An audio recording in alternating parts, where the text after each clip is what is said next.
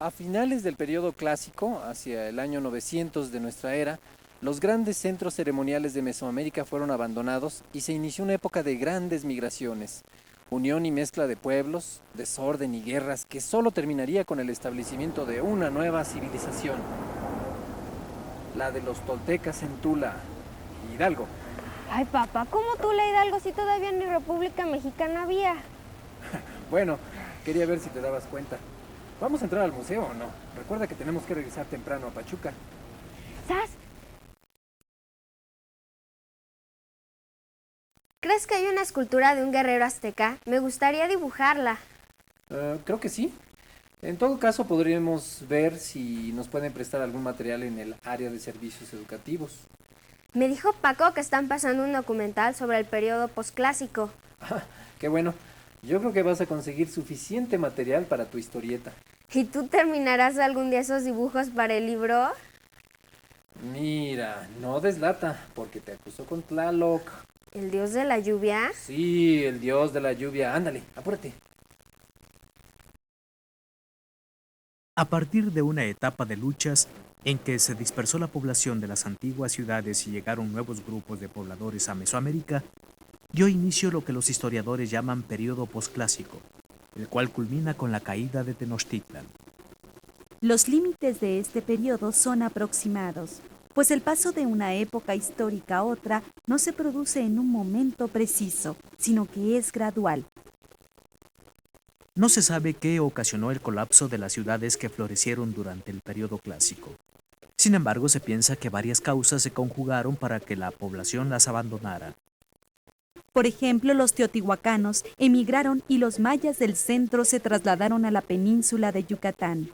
Algunos asentamientos como Cacaxtla lograron sobrevivir y se convirtieron en áreas de refugio. Esta serie de cambios y reacomodos produjo una renovación cultural en el posclásico. Ejemplo de esto es el desarrollo de grupos como los toltecas, mexicas, mayas, huastecos, totonacas, tarascos y mixtecos. Pobladores de Aridoamérica invadieron Mesoamérica, tal vez atraídos por la riqueza de las ciudades. Se mezclaron con los pueblos sedentarios, asimilaron muchos elementos de las culturas clásicas y se adueñaron de sus poblados, conocimientos y tradiciones.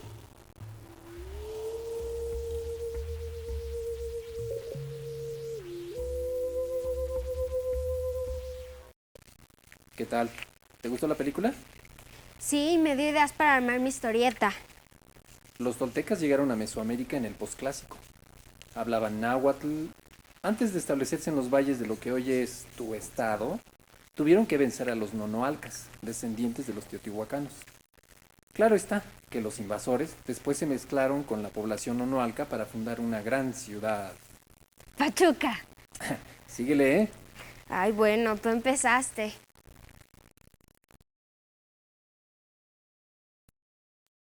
Tolan, lugar de Tules, cerca del río Tula en el actual estado de Hidalgo, fue la capital de los toltecas. Allí levantaron edificios adornados con columnas en forma de guerreros llamados atlantes. También esculpieron figuras de jaguares, coyotes y águilas devorando corazones. Hacia el año 1050, los toltecas habían convertido a Tolan o Tula en una imponente ciudad, capital de un imperio que dominaba el centro de México y extendía su influencia a regiones muy alejadas. Los toltecas extendieron su influencia mediante la guerra y el comercio. Tomaron de otras culturas formas distintas de trabajar la tierra y de construir templos o casas. Obtuvieron riquezas y dominaron territorios. Los pueblos sometidos les daban tributo a cambio de protección militar. La guerra adquirió entre los toltecas más importancia de la que tuvo en las culturas que florecieron durante el periodo clásico. Prueba de ello es que aparecen militares profesionales como los guerreros águila, jaguar y coyote. En adelante el predominio de los guerreros se hizo más intenso y el espíritu militarista caracterizó a todas las culturas del periodo posclásico.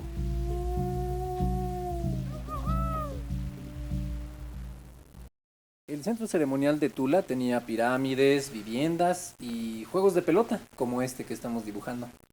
En la otra sala leí que se trabajaba allí la obsidiana y la cerámica, y que así pasaba también en Teotihuacán. Además, que los toltecas recibían artículos de lugares tan apartados como Centroamérica y lo que hoy es el estado de Nuevo México, en los Estados Unidos. Y también los productos de Tula llegaban a esos lugares.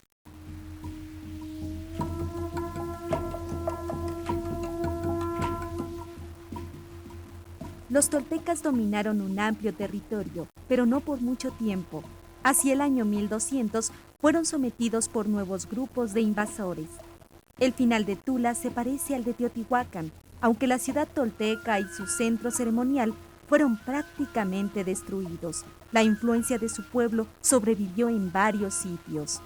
Tal es el caso de Chichén Itzá en la región maya de Yucatán, cuya arquitectura y esculturas, como el chacmol, se parecen extraordinariamente a las de la capital tolteca.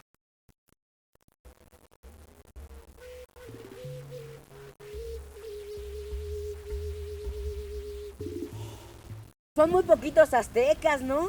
Ay, Paco, ¿quieres todo? A ver tú cómo vas con la salida de Aztlán. Aztlán, lugar de garzas o de blancura, probablemente situado en lo que hoy es el estado de Nayarit.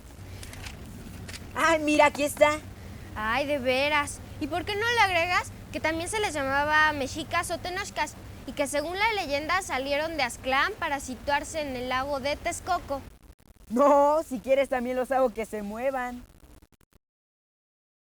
Ah, ¿verdad? ¿Y qué te parece este que me ayudase mi papá? Ay, no, así ni pues hablar. Cuando los mexicas llegaron a la cuenca de México, la región estaba tan poblada que tuvo que pasar mucho tiempo antes de que pudieran asentarse en un sitio fijo. Finalmente, en 1325, en lo que ahora es el centro histórico de la Ciudad de México, hallaron la señal del sitio donde, según la leyenda, les había dicho su dios Huitzilopochtli que debían asentarse. Los mexicas fundaron su ciudad México Tenochtitlan.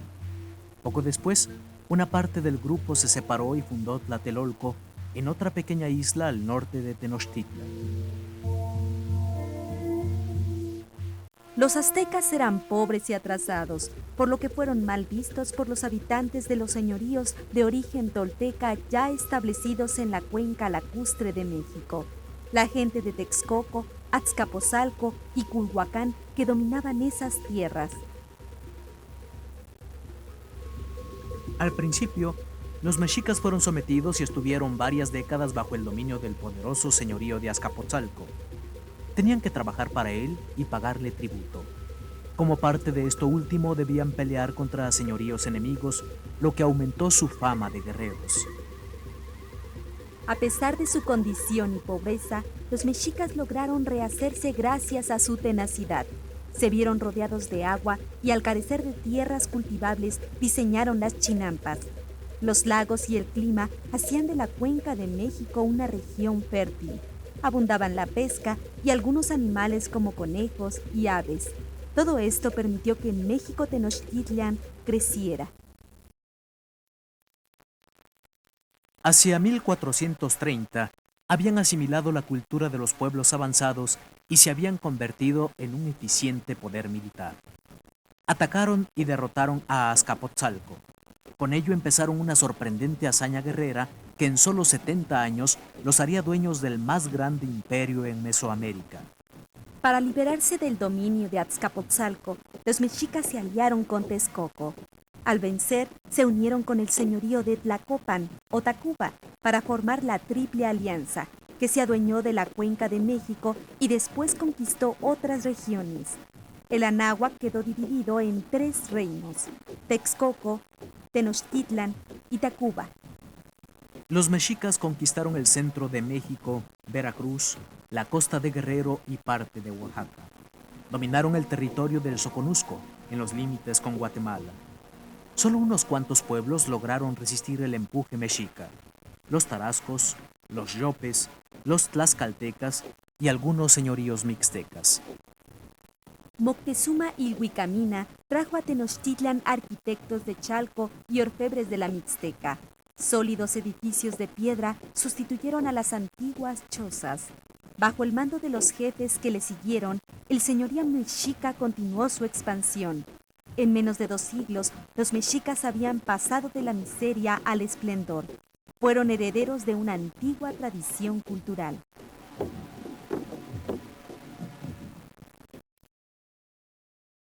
Entonces, ¿a tu papá también le gustó el documental?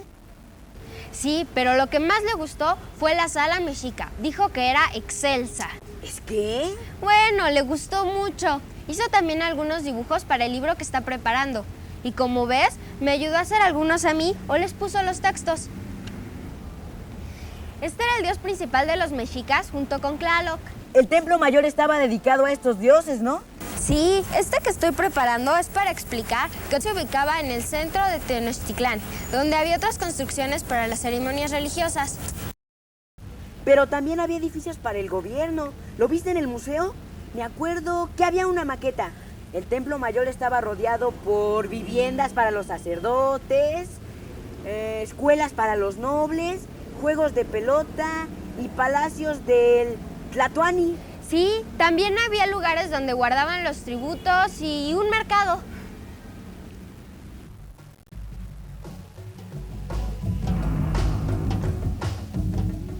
Más allá del centro de Tenochtitlan, unidos por canales y puentes, estaban los calpulis, o barrios, con viviendas, cultivos, templos y edificios del gobierno civil.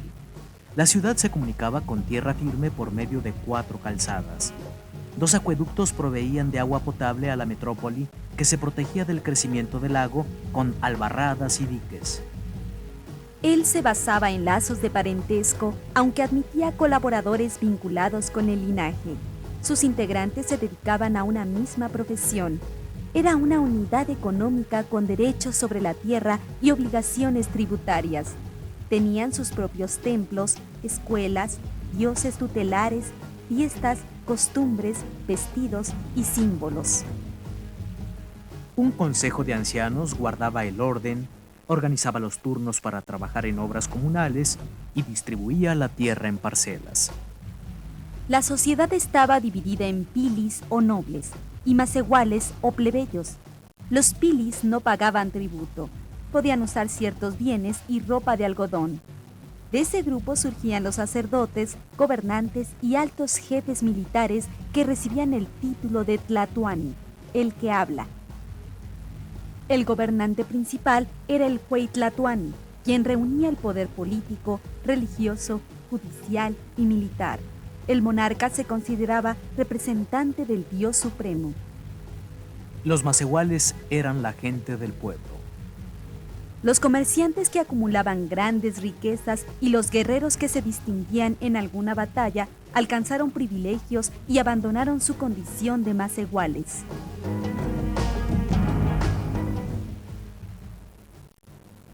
Todo macehual estaba obligado a tributar el excedente de su producción, así como su fuerza de trabajo para construir o mantener templos, palacios, obras hidráulicas y el servicio de guerra.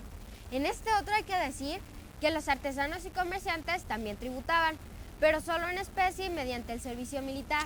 ¿Y este para qué es? Lo hizo mi papá. Son tributos que almacenaba el gobierno para distribuirlos después. Ah, ¿qué tu papá? Bueno, después lo podemos mejorar.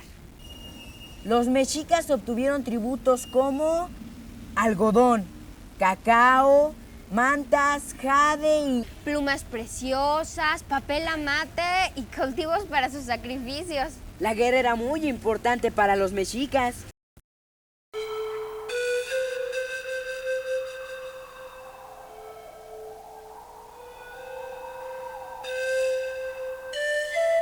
Los mexicas creían que los dioses se habían sacrificado por los hombres, que su sangre les había dado la vida y que el sol se alimentaba con sangre de los corazones humanos. Por eso sacrificaban a muchos prisioneros. La tributación y el comercio se complementaban. El comercio local lo realizaban los productores directos que acudían al mercado a intercambiar o vender. Pero el comercio a gran escala estaba en manos de los pochtecas. Mira, papá, aquí en el folleto dice algo de eso. Materias primas recibidas como tributo, eran convertidas en artículos para los grupos privilegiados. Los pochtecas abastecían de materias primas a los artesanos, quienes hacían con ellas productos que los pochtecas vendían en lugares lejanos.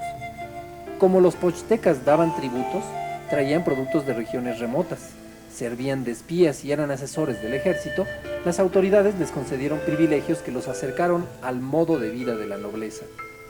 Niños y niñas eran cuidadosamente educados para que cumplieran con el papel que les correspondía según su sexo y posición social. Aquí vamos a poner que los masehuales se incorporaban a las labores desde pequeños. Entre los mesehuales, al padre le correspondía educar al niño y a la madre a la niña. Los hijos de los nobles quedaban a cargo de los servidores especiales. Ah, ¿y viste a otro el de sus dioses? ¿Cómo me impresionan sus esculturas? Sí, pero dibujarlas está en chino. ¿Y sus nombres? Esos están en náhuatl. Pero no me interrumpas, ¿te sigo contando?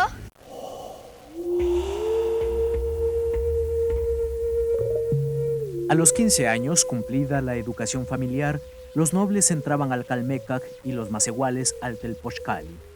La enseñanza en el Calmecac incluía la interpretación de los códices, el manejo de datos astronómicos y conocimientos calendáricos, cálculos y problemas de la edificación, estrategia militar, cantos y discursos. De esa manera, los pilis eran depositarios de todo el saber de su cultura. En el Telpochcali, la educación era más técnica y elemental. Ahí se aprendía sobre la religión, las artes de la guerra y algunos oficios.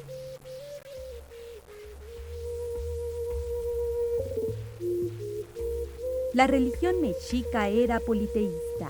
Entre sus dioses principales estaban Coatlicue, Coyolxauhqui, Quetzalcoatl, Tezcatlipoca, Chalchijutlicue, Chicomecoatl y Centeotl. Todos los dioses tenían una faceta femenina y otra masculina. Según los mexicas, Tezcatlipoca les había dado la pesada misión de adquirir sangre humana para garantizar la vida del quinto sol.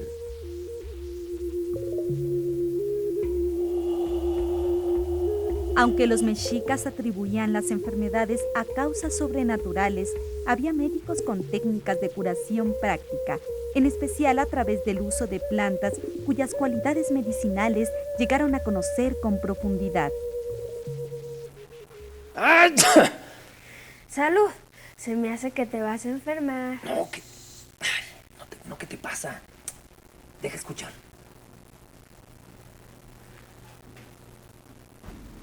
¿Entonces se enfermó tu papá?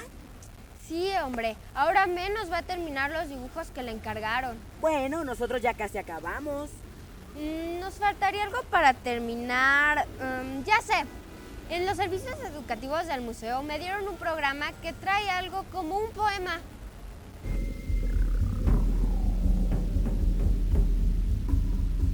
Nunca se perderá, nunca se olvidará lo que vinieron a hacer. Los que vinieron a asentar sus pinturas, su renombre, su historia, su recuerdo. Siempre lo guardaremos nosotros, hijos de ellos. Lo vamos a decir, lo vamos a comunicar a quienes todavía vivirán y habrán de nacer.